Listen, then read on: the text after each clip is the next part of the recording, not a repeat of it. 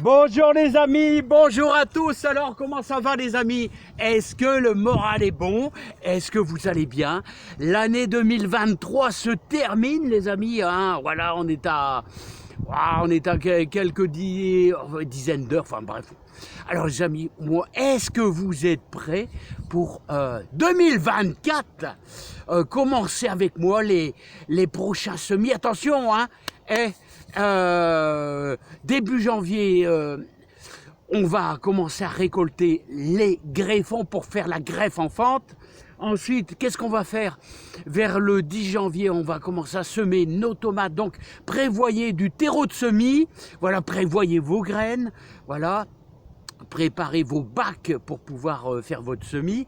Voilà, il vous faut des bacs de 10 cm de haut, ça va très bien, il ne faut pas plus. Les amis, est-ce que vous avez fini d'étaler votre compost, votre fumier? Est-ce que vous avez travaillé votre terre?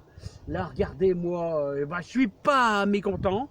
Hein, j'ai déjà pré-incorporé à la fraise le compost et le fumier. Donc voilà. C'est stabilisé, c'est prêt. Maintenant, il ne manque plus que laisser passer l'hiver et on verra quand ça sera un peu plus sec, c'est-à-dire dans quelques mois, à travailler notre terre pour l'assouplir. Voilà. Et chaque année, à force d'ajouter compost et tous les 3 ans du fumier, ce que vous allez faire, c'est que vous allez l'alléger. Alors, comme je dis toujours, pour ceux qui ont des sols un peu lourds, comme moi, très collants, la tourbe blonde, c'est pas mal. Allez, petit tour du potager, les amis. Allez, c'est parti.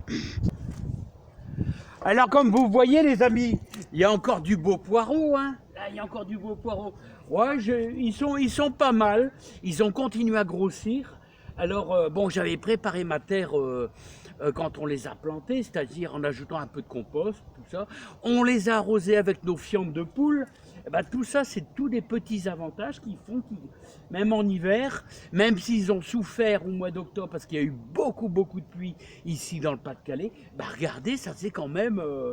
ils sont pas mal. Moi, je suis content. Vous savez, une bonne soupe le soir, avec quelques oignons revenus avec de l'huile d'olive. Voilà, vous ajoutez un poireau, une carotte, un petit navet et un petit morceau de céleri. Eh bien, c'est délicieux, les amis. C'est délicieux, hein. Voilà, bon, il me reste encore quelques beaux légumes aussi à retirer là-bas. Alors, les amis, comme vous voyez, il y a encore du beau céleri, quelques-uns. Alors, je vous rassure, les amis, j'en ai retiré au moins plus d'une trentaine. Mais il y en a encore quelques-uns que je dois tirer, parce que là, vous voyez, là l'hiver va commencer à cogner, et là vraiment, il va falloir grossièrement les ébarber. Vous voyez, hop, comme ici, et les récupérer un à un, nos fameux céleris. Voilà. Alors, vous voyez des choses indispensables. Alors regardez, on voit bien qu'il y avait, regardez comment ils ont été nourris au fumier de cheval. On voit bien que c'est noir, c'est noirâtre, les amis. Alors voilà. Alors, si vous voulez les conserver longtemps, c'est-à-dire à peu près frais, vous pouvez les mettre dans une cave, chose comme ça. Volontairement, vous laissez un peu de terre. Vous laissez un peu de terre dessus, voilà, en laissant un peu de racines aussi. Hein, si vous laissez un petit peu de racines, il va continuer à pomper l'humidité, il va rester dur. Et vous pouvez, et je vous garantis que pendant, un mois et demi, voire presque 2 mois, ils vont être très frais, on va dire. Hein, très frais. Hein. Alors lui, il commence déjà... Vous voyez, il commence déjà à en avoir marre d'être dans la terre. Et il commence à souffrir un petit peu. Regardez, lui, il a subi l'attaque du froid. Vous voyez, il a subi l'attaque du froid, donc il est plus bon. Il est plus bon, les amis. Celui-là. Ceux-là, il est temps de les tirer aussi. Voilà, c'est dur, il est costaud. Il est costaud.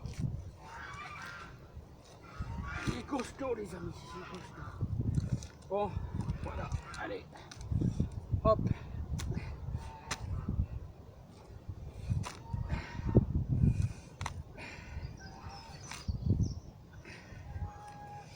Ah, voilà. Encore un beau petit modèle de céleri boule. Alors vous voyez, j'avais deux sortes de céleri. Bah franchement, je préférais les céleris que j'ai retirés avant. Hein, ceux-là, c'est marrant, hein, quand vous les faites en râpé, ils noircissent un peu. C'est bizarre, hein, c'est une autre variété. Et je ne ferai plus cette variété-là. Je ne saurais plus vous dire quelle sorte, malheureusement. Alors les amis, bah, y a toujours du boulot dans le jardin. Regardez les pains de sucre. Bon bah les amis, ce midi, est-ce que ça vous dirait de manger une pain de sucre? Alors le pain de sucre, chicorée pain de sucre, qui se sème au mois d'août, et c'est une chicorée qui résiste très très bien au froid. Voilà, alors on va prendre une qui a tourné, qui a fait de la feuille bien blanche à l'intérieur. Alors c'était laquelle? Donc c'était celle-ci. On va prendre celle-ci, regardez. Regardez, on va la tourner, je la tourne, hop, et voilà. Regardez la pain de sucre. Regardez la pain de sucre. Alors, on va l'éplucher comme ça, regardez, hop, on l'épluche. Voilà, et regardez ce que vous avez à l'intérieur. Ce beau pain, le beau pain. Alors, plus vous allez à l'intérieur, plus c'est blanc, Et plus c'est blanc, moins c'est amer. Voilà, regardez comment elle est belle. Elle est belle, hein? Elle est belle. On va laisser ce petit verre repartir avec ses confrères dans le fumier de vache, là. Il n'y a plus qu'un bon nettoyage et puis voilà, hop. Et ça, c'est du beau légume. Alors, vous devez... Alors, moi, je donne un coup de couteau, là, vous voyez, comme ça. Un ou deux coups de couteau, puis ensuite, vous le coupez, mais très finement, hein, à peine un petit centimètre. C'est très bon. C'est un peu comme du chicon, comme de l'endive, les amis. Hein. Voilà. Hein. Allez. Ça, c'est le délice de Philippe. La pain de sucre. Bon, les amis, est-ce que ça vous dirait qu'on prenne un beau navet april? Ouais. Un beau navet april. Allez. Un beau navet april. Oh, je vais en prendre deux. Le pire, c'est que je vais le cacher. Hein. On va le chercher profondément, regardez. Un beau navet april. Alors, regardez-moi ce monstre, ce navet april. Comment est-ce qu'il est beau. Regardez le mastar.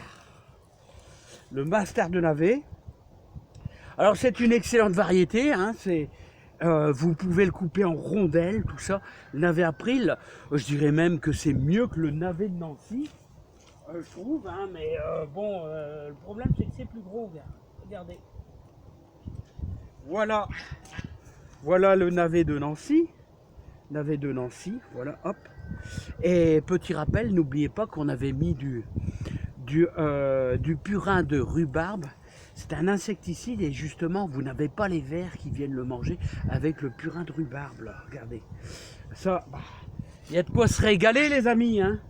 Alors avez-vous remarqué que j'ai tout travaillé ma terre là les amis, je sais pas si je suis cadré, voilà, j'ai tout travaillé ma terre, j'ai tout incorporé, mon fumier, mon compost, voilà, on va attaquer janvier et là le travail est fait, là il n'y a plus qu'à attendre que l'hiver passe, voilà, pour pouvoir attaquer, prévoir notre parcelle pour l'ail à partir de fin février, en espérant qu'on a un peu plus de... Ça sèche un peu, parce que là c'est fort humide, alors c'est pour ça qu'ici dans le nord, on a tendance à faire l'ail plutôt fin février. Pourquoi? Parce qu'il y a beaucoup d'humidité et il y a des risques que ça pourrisse, les amis. Hein. Voilà. Bon, en tout cas, on aura bien travaillé notre terre, on aura apporté du bon. J'espère que la réussite dans le jardin sera là l'année prochaine, les amis. Voilà, voilà. Allez, je vous dis à bientôt. Portez-vous bien. Plein de bonheur, moi je vous envoie plein de bonheur et plein de joie, plein de réussite, et j'espère qu'en 2024, si vous me suivez, eh ben on fera de beaux semis ensemble, voilà, en fonction de votre région, voilà, allez, jusqu'au nord de, jusqu'à un petit peu au sud de Paris. Je pense que le climat sera, vous êtes à peu près comme moi, c'est dans le sud que c'est un peu plus chaud, c'est peut-être plus délicat, vous pouvez même démarrer peut-être un petit peu plus en avance. Allez, à bientôt les amis, allez, bye bye.